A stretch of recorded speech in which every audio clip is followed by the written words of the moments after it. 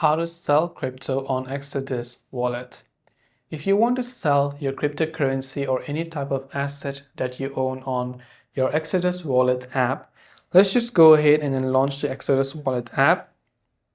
And this is the interface that you should be able to see.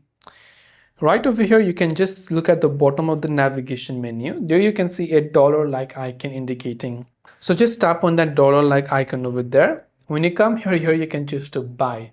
So this is for buying, but if you want to sell, at the very top, right beside the buy option, you can see the sell option.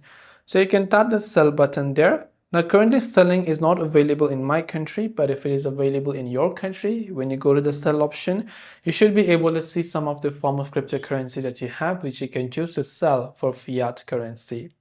And this way you'll be able to go ahead and then sell crypto on Exodus wallet. I hope the video helped you out. If you have any questions, feel free to also leave them down in the comments below. As always, thank you for watching till the very end and see you soon in the next video.